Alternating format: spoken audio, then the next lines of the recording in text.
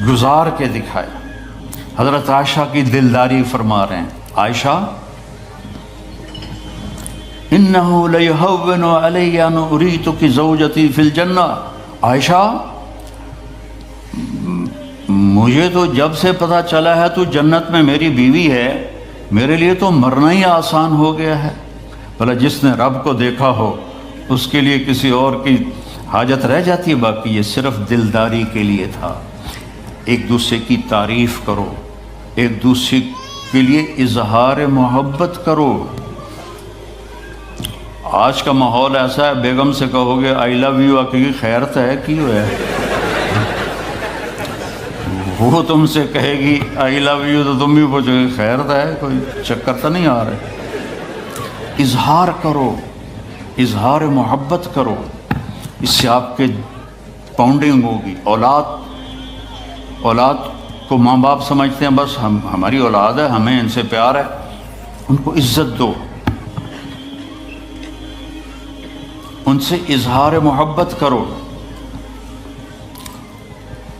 Doctor Abdul Hai صاحب ایک بڑے بزرگ گزرے ہیں، وہ اپنے ایک مرید کے ہاں کھانے پہ گئے تو پوچھنے لگے کھانا کس نے بنایا؟ تو مرید نے کہا جی میری بیگم نے بنایا۔ کہا اس کو بلاؤ۔ ان کی بیگم آ گئی تو فرمانے لگے بیٹی آپ کا کھانا کھایا بہت ہی اچھا تھا، بہت مزے کا تھا۔ وہ رونے لگی دھاڑ دھاڑ۔ تو وہ ڈاکٹر صاحب پریشان ہو گئے کہ بیٹی خیریت تو ہے، کیا ہوا؟ تو وہ کہنے لگی حضرت آپ کے مرید کے پاس مجھے 30 برس ہو گئے، 30 سال، کبھی ایک دن اس نے میری کسی چیز کی تعریف نہیں کی۔ تو اظہار کرو، اظہار کرو۔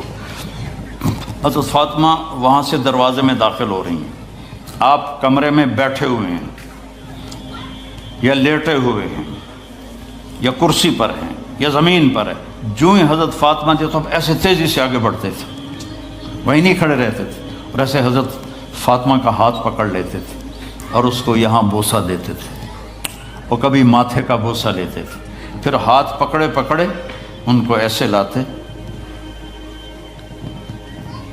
اور چارپائی پہ بٹھاتے، اس کے بعد خود بیٹھتے تھے۔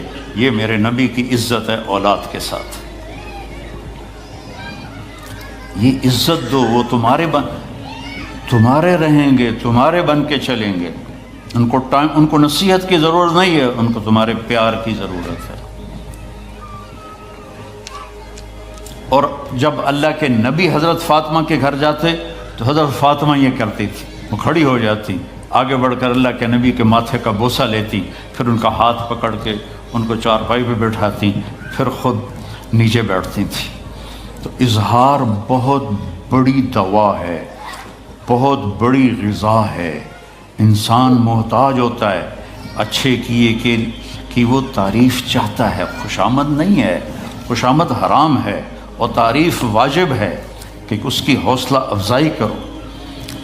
تو یہ آپ کے بڑے گھر سے اور بڑی گاڑیوں سے آپ کی زندگی خوبصورت نہیں بنے گی، نبی پاک صلی اللہ علیہ وسلم کی مبارک زندگی کو اپنانے سے آپ کی زندگی خوبصورت بنے گی۔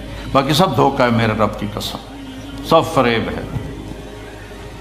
کچھ سال پہلے یہاں سے کوئی بڑے تاجر کی بیگم گئیں وہاں لاہور، تو مجھے انہوں نے ملنے کی خواہش ظاہر کی، تو ملانے والے نے کہا کہ یہ خاتون کے جو خامد ہیں وہ پاؤنڈ میں اربوں پتی ہیں، پاؤنڈ میں۔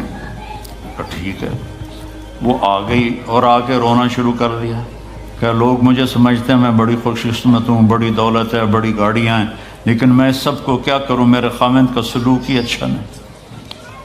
ہر شے اس نے زیرو کر دی کہ سلوک اچھا نہیں۔ اس کے چند دن بعد ایک اور واقعہ پیش آیا۔ ایک نوجوان میرے پاس آیا کہ حضرت اللہ نے دنیا کی ہر دولت دی ہے، ہر شے دی ہے، لیکن میری بیوی کی زبان 30 فٹ لمبی، میں کہا 29.5 فٹ کاٹ دے باقی ران دے۔ کہ اس کی زبان بڑی لمبی ہے، میں تنگ، اگر بچے نہ ہوتے تو میں اس کو طلاق دے دیتا۔ تو بھائی بہنوں، بچوں، بچیوں، اگر زندگی کو خوبصورت بنانا ہے تو نبی کا طریقہ ہے، اللہ کی قسم اس کے سوا کوئی طریقہ نہیں۔